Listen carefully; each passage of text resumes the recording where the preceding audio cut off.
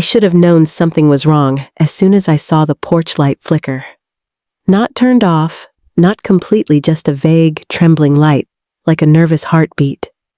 It was almost midnight when I arrived at the cabin at Lake Arrowhead. 12 hours of travel, 3 connecting flights, 2 weather delays, and a very determined wife clutching a $200 bottle of bourbon with a red ribbon and a handwritten note for us. I should have been the one to surprise.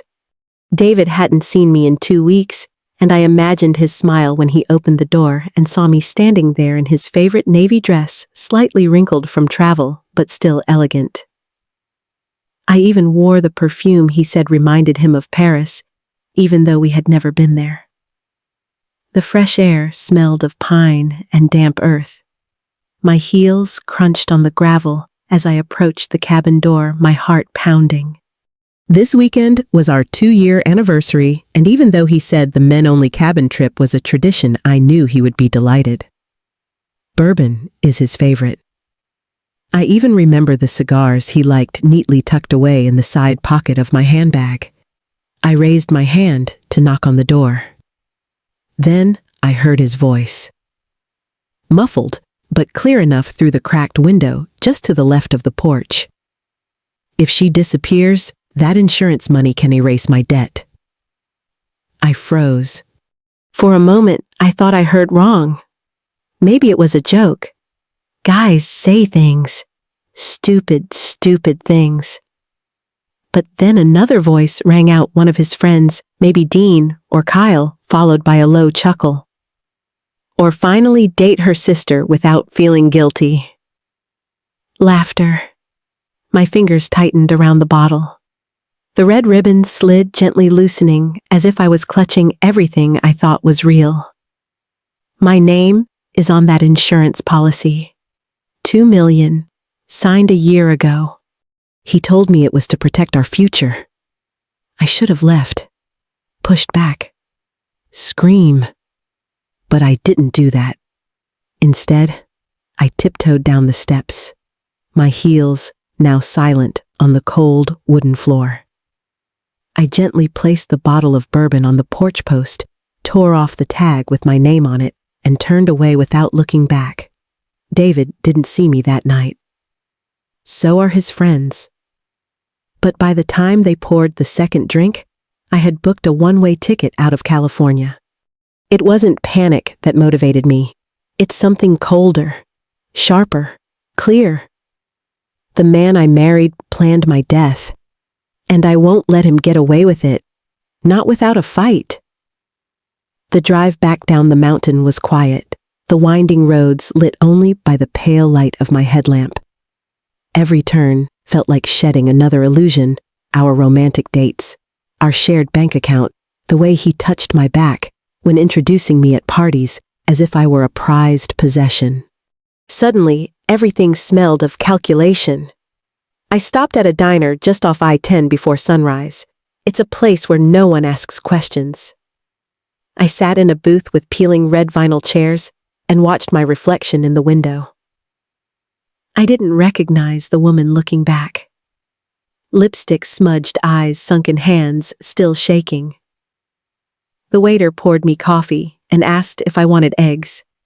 I nodded, even though my stomach couldn't hold anything. I need to think. I need to make a plan. Because I can't go back to that house, that pretend life. Not anymore. That morning, I changed my name on every travel app, switched my credit cards to my maiden identity, and booked a flight to Austin under a pseudonym. My cousin Lizzie lives there. She owes me a favor. By the time David realized I was gone, I was already 3 states away. Over the next few days, grief was overwhelming. I was folding laundry, and suddenly I remembered our wedding vows, the tremble in his voice, the tears in his eyes, and I had to sit down the physical pain so much, it made it hard to breathe. But rage.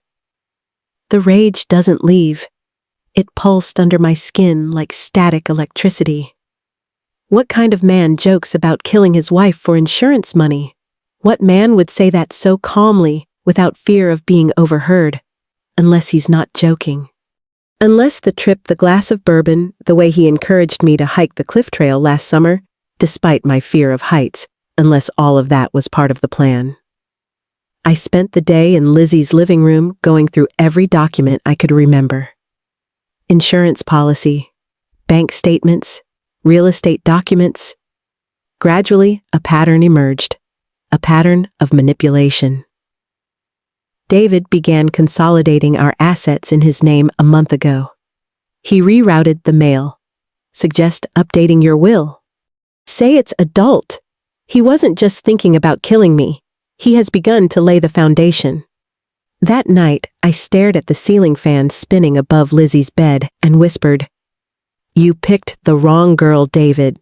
Because if you think I will quietly disappear, then clearly you have never paid attention to the woman you married. I won't cry anymore. I was going to burn it all." I should have known something was wrong as soon as I saw the porch light flicker. Not turned off, not completely, just a vague, trembling light like a nervous heartbeat. It was almost midnight when I arrived at the cabin at Lake Arrowhead. 12 hours of travel, 3 connecting flights, 2 weather delays, and a very determined wife clutching a $200 bottle of bourbon with a red ribbon and a handwritten note, "For us." I should have been the one to surprise. David hadn't seen me in 2 weeks, and I imagined his smile when he opened the door and saw me standing there in his favorite navy dress, slightly wrinkled from travel, but still elegant. I even wore the perfume he said reminded him of Paris, even though we had never been there. The fresh air smelled of pine and damp earth. My heels crunched on the gravel as I approached the cabin door, my heart pounding. This weekend was our 2-year anniversary, and even though he said the men-only cabin trip was a tradition, I knew he would be delighted. Bourbon is his favorite. I even remember the cigars he liked neatly tucked away in the side pocket of my handbag. I raised my hand to knock on the door. Then I heard his voice. Muffled, but clear enough through the cracked window just to the left of the porch. "If she disappears, that insurance money can erase my debt." I froze. For a moment, I thought I heard wrong. Maybe it was a joke. Guys say things. Stupid things. But then another voice rang out, one of his friends, maybe Dean or Kyle, followed by a low chuckle. "Or finally date her sister without feeling guilty." Laughter. My fingers tightened around the bottle. The red ribbon slid, gently loosening, as if I was clutching everything I thought was real. My name is on that insurance policy. $2 million. Signed a year ago. He told me it was to protect our future. I should have left. Pushed back. Scream. But I didn't do that. Instead, I tiptoed down the steps, my heels now silent on the cold wooden floor. I gently placed the bottle of bourbon on the porch post, tore off the tag with my name on it, and turned away without looking back. David didn't see me that night. So are his friends. But by the time they poured the second drink, I had booked a one-way ticket out of California. It wasn't panic that motivated me. It's something colder, sharper, clear. The man I married planned my death, and I won't let him get away with it. Not without a fight. The airport terminal buzzes with quiet fatigue. Blurry faces pass me under the fluorescent lights that flickered like my nerves.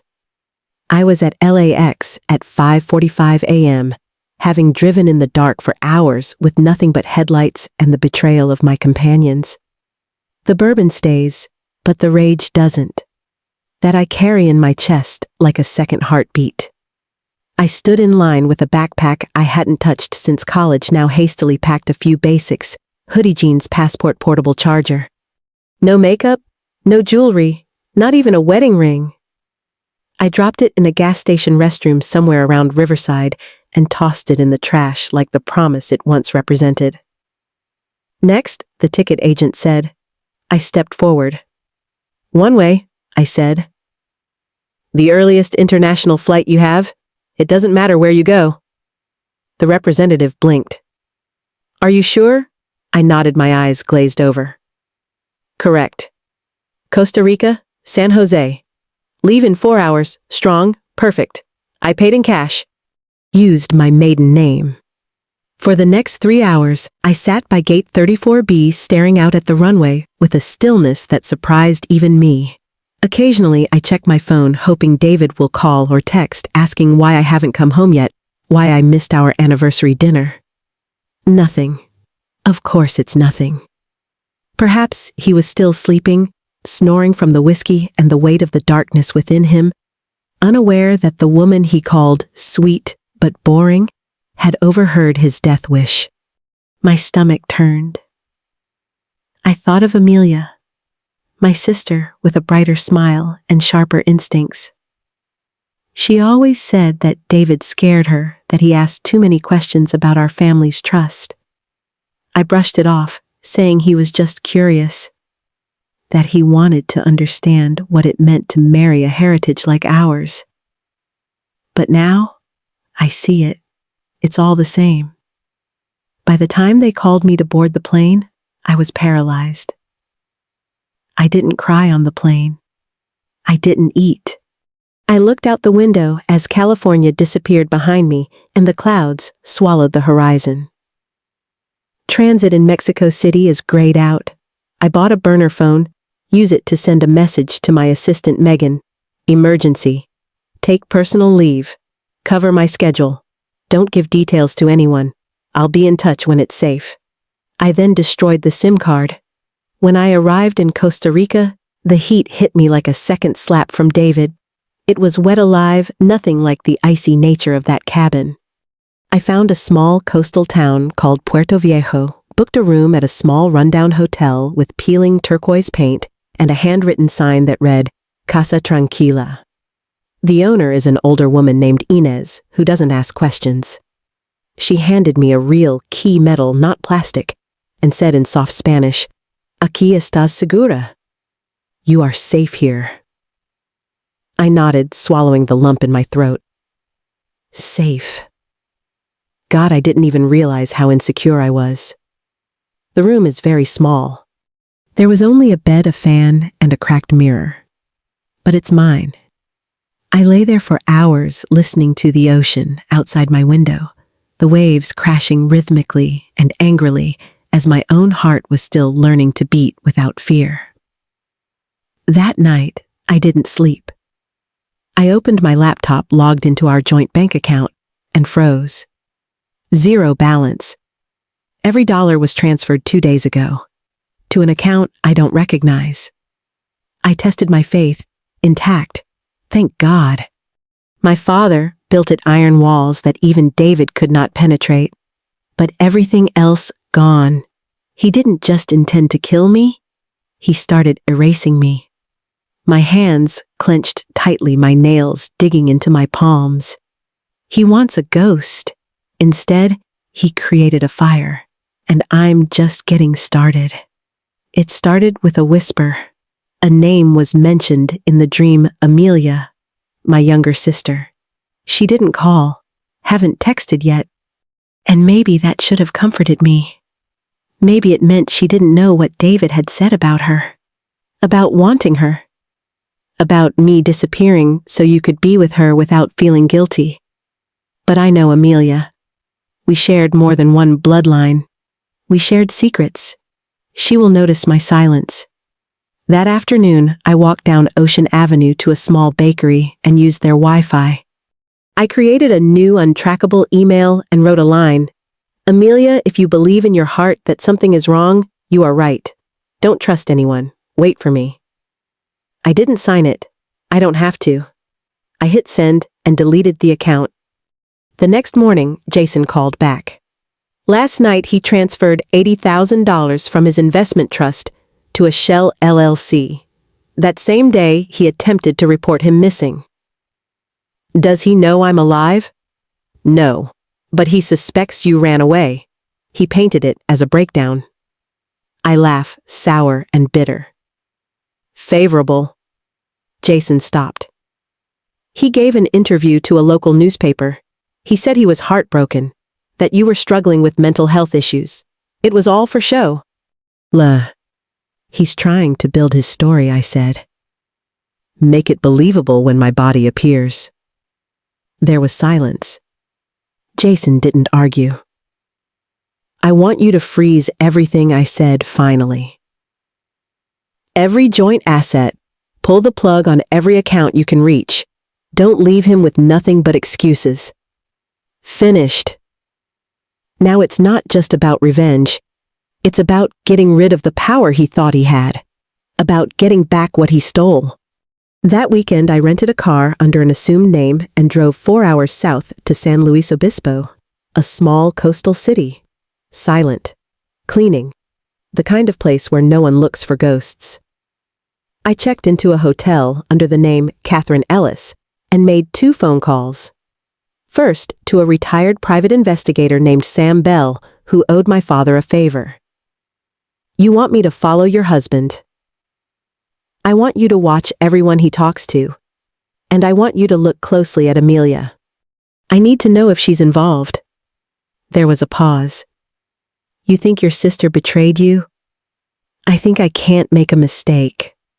The second call was to a florist. I need a shipment sent to an address in Pasadena. Send it to my sister. What about the card I wrote, "You are loved, even in silence"? It arrived the next day. I know because she posted it on Instagram with a single caption, "Thank you, whoever you are." Relief is a strange feeling. It doesn't attack all at once. It crept in, like sunshine after a storm. I sat on the motel bed and cried for 20 minutes. She doesn't know, and I'm not alone. The next step came faster than I thought. 4 days later, Sam called. Your husband met a man named Antonio Rivera, known to have connections to illegal gambling rings in Las Vegas. In debt. The big ones. He's deep. They're flying around. Of course, that's why he needed money so urgently. That night, I called Amelia on a payphone. She answered on the 3rd ring. Hello. It's me. Don't say anything. Just listen. I'm safe. I'm alive. And I need you to trust me. Where are you? David thinks. David is a liar. And if he asks you anything about money or about me, don't you say anything to him? Promise me. Silent.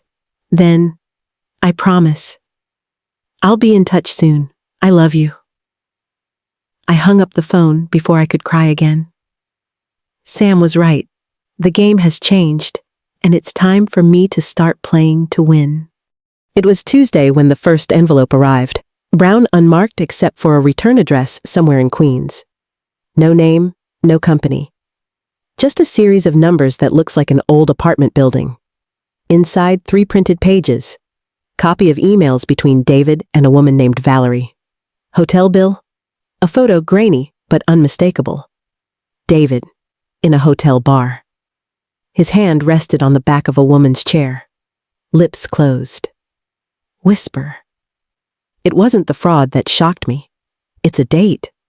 Our first anniversary, the man I had celebrated with on a candlelit rooftop in Napa Valley, had been with her less than 24 hours earlier. Carlos warned me. Are you ready to look behind the curtain? I said yes. But no one is really ready. That night, I didn't eat. I don't sleep.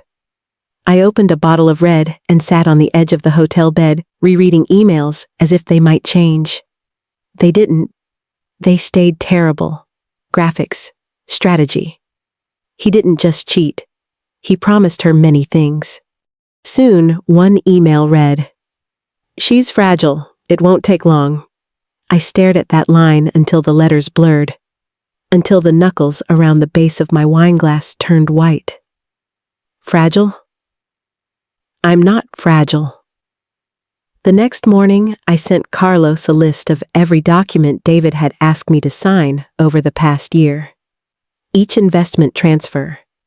Every legit-looking PDF I skimmed through too quickly while he made coffee and talked about mortgage rates. We need to look at the forensics, I told him. I'll get it, he replied. And Sophia, good intuition. Keep following them. By Friday, we had our first results. Hidden account. Credit card I've never seen before. The second phone was registered under a fake name. The withdrawal in Las Vegas coincided with the weekend he told me he was vacationing in Denver. Each lie increases the weight on my chest, but it also adds fuel. This is no longer a painful matter. It's about survival. I started drafting a statement. One thing that will happen to my lawyer, the insurance company, and the press if that happens. A living testimony. If he comes to me again, if he tries to spin the story, I will have my voice ready. But I need more than that. I need him to know that I'm not scared. So I called his bluff. I left a message on his phone. I know everything, David. I know about Valerie. About the foreign accounts. About the forged signatures. You want me to go? You should have finished the job. Because I'm still here, and I'm not the woman you married. No response, but I know he listened. Because 20 minutes later, Rebecca called. He's panicking, she whispered. He thought someone was following him. He kept asking me if you left a message. Did you leave a message, Sophia? I smiled. No, but I left a storm. Morning sunlight filters through the thin curtains of my modest motel room in Prescott, Arizona. For the first time in a long time, I slept for more than 3 hours without waking up in a cold sweat. But it seems that peace is only a passing guest. As I reached for my phone, a notification appeared on the screen, an email from David's sister Rebecca. Subject emergency. Call me.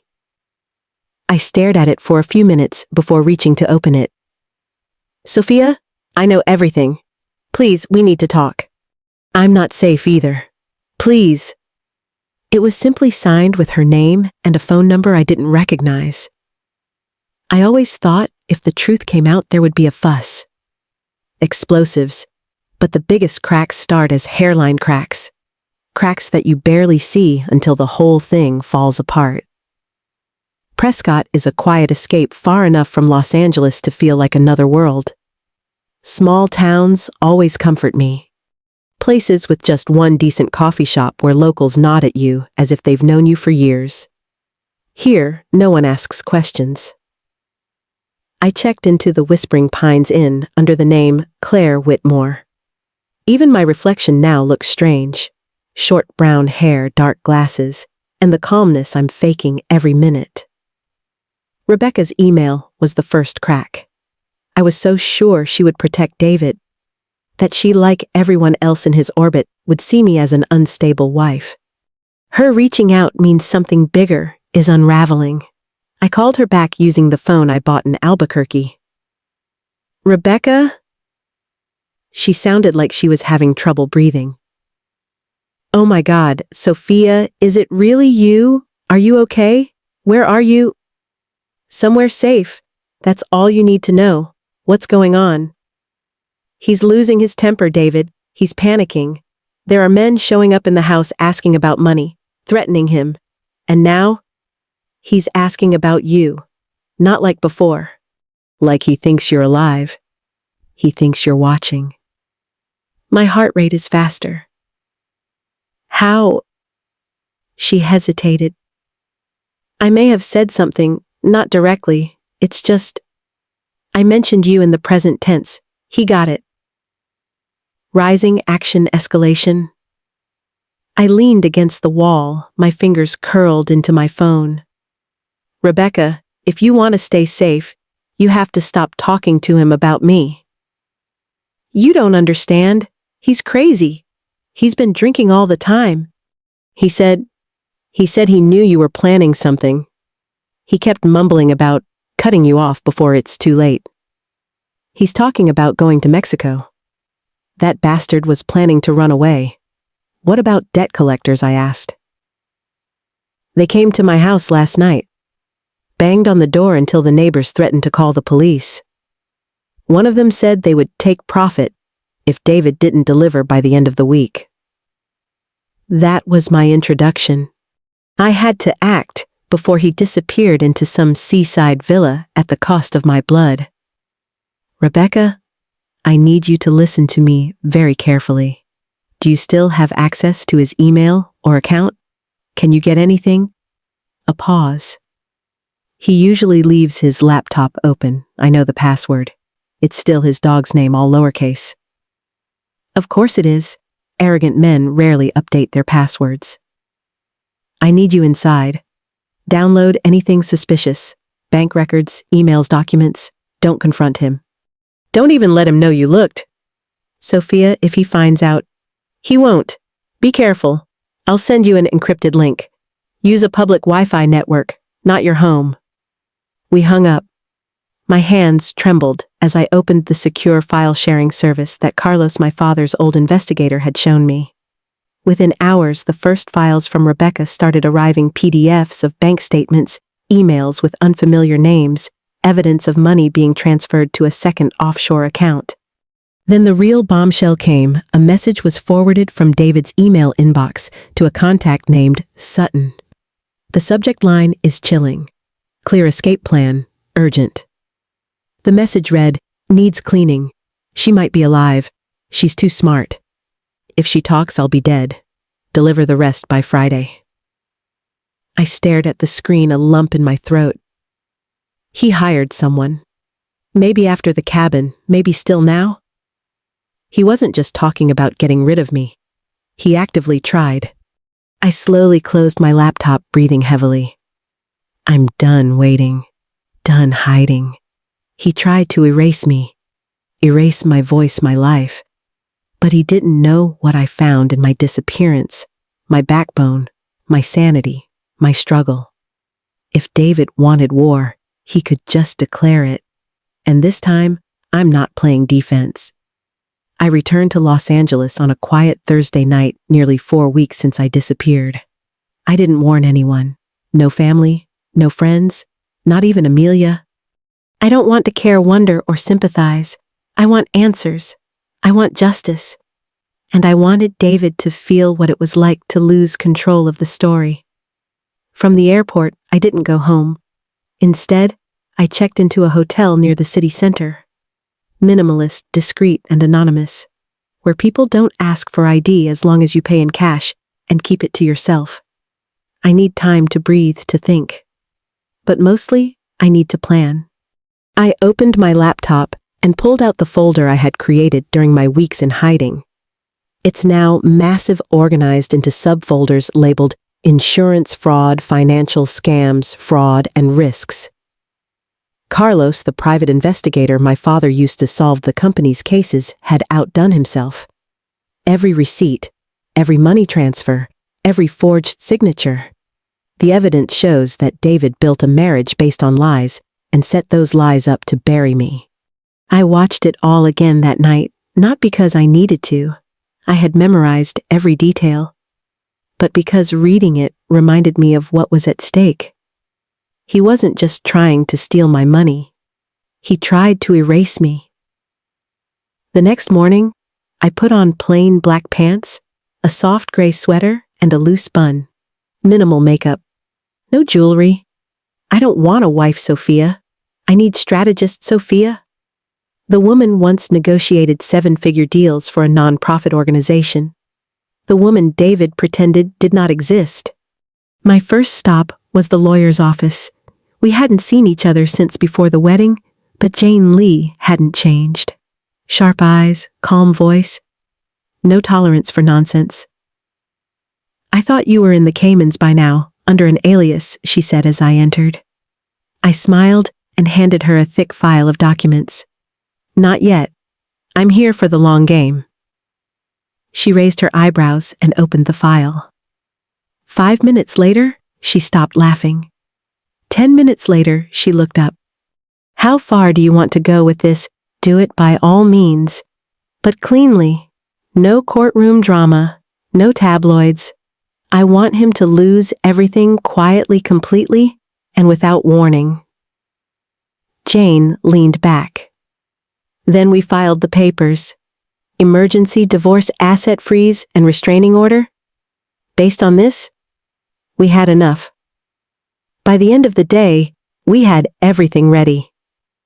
A sealed petition to protect my assets, a petition to freeze our joint accounts, and a secret statement details David's plan to stage an accident to collect life insurance money.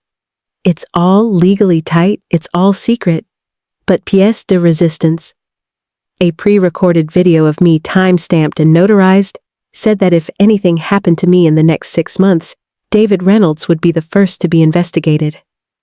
I'm not afraid of him, I said in the video, my voice calm. But he will be very afraid of what happens next. That evening, I texted Rebecca. She is currently in Boulder staying with a friend. I didn't say much, just said one sentence. Tomorrow he will lose everything. You should be ready. She responded within minutes. Do you need help? I didn't, but her loyalty still makes my chest ache. She was also manipulated. I hope this will set her free. The next morning, I drove past our old house. Your house now. The fountain has turned off. Weeds sneak through the flower beds. And a black Mercedes I didn't recognize was parked out front. As I looked from across the street, the front door opened. David walked out in a robe, hair disheveled, cell phone pressed to his ear. He was pacing back and forth, bored, screaming. I rolled down the window just enough to hear, "No, I don't care what the bank says. It's my money." I smiled. Phase 1 worked. By noon, the police department sent a notice to freeze the account. By 2 p.m., the life insurance company confirmed it was pending a fraud investigation. And at 4 p.m., his office received a contract termination notice from an important customer, one of my father's partners, whom I had quietly contacted. I did not return home. I don't have to. Destruction has taken place. Instead, I went to the art supply store. For many years, I stopped drawing, too busy to be the perfect wife. Being too afraid of creativity makes me weak and frivolous. But now, I'm no longer interested in perfection. I bought the paintings, acrylic, brush, and that night, in the hotel room, I drew for 5 hours. When I stepped back, my hands were dirty, my shirt was torn, and tears were streaming down my face. But I've never felt more alive. It was a woman standing barefoot in the storm, arms outstretched. The wind tore her clothes, but her face was peaceful. She could not have survived. She is standing up. While I was cleaning the brush, I heard a knock on the door. Jane. She walked in without waiting. He knows. I don't ask how. Of course he did. Men like David always sense when control is slipping. He's trying to file an objection to the divorce, saying you're unstable and have given up on the marriage. I laugh. Let him try. Jane placed another file on the table. We found something else. Account overseas. Cayman Islands. He transferred money the 3rd month after you got married. I nodded. I want it all back. Every penny. She didn't smile. We will. That night, I sent David an email. Subject, truth. Body. David. You have underestimated me. That's your first mistake. The second was thinking that I wouldn't survive. I have everything. And I have begun the process of getting it back. Don't contact me. Don't contact my family. Any efforts to do so will be directed to the authorities. You say I'm cute, tasteless, predictable. Let me reintroduce myself. Sophia. The next morning, I changed my number. Close any accounts associated with him. Apply to restore legal name. And then I did the most unexpected thing. I booked a one-way ticket to Costa Rica. Do not run, but to finish what I started. I am no longer a wife, no longer a victim. I am the storm, and I'm just getting started. Sometimes walking away isn't a weakness, it's the bravest thing a woman can do. If you've ever loved someone who betrayed you, If you've ever silenced your instincts for peace or stayed when your heart screamed at you to run away, you're not alone. Sophia's story is not just fiction. It is a mirror that reflects many women who have given too much, waited too long, and forgotten their own value in the name of love. But here's the truth: your voice matters. Your safety matters. And you deserve a life of freedom, not fear. So if this story resonates with you, if it makes your heart beat fast or your eyes light up, don't keep it to yourself. Hit that like button, not just for Sophia, but for every woman who has chosen herself after a breakup. Leave a comment below. Your voice can be the strength others need to hear today. Share this video with someone you need to be reminded that reincarnation is always possible. And if you want more stories of courage, justice, and healing, subscribe to our channel. We still have a lot to tell. Because sometimes the best revenge is not revenge, but rebuilding. On your own terms. And rose beautifully from the ashes.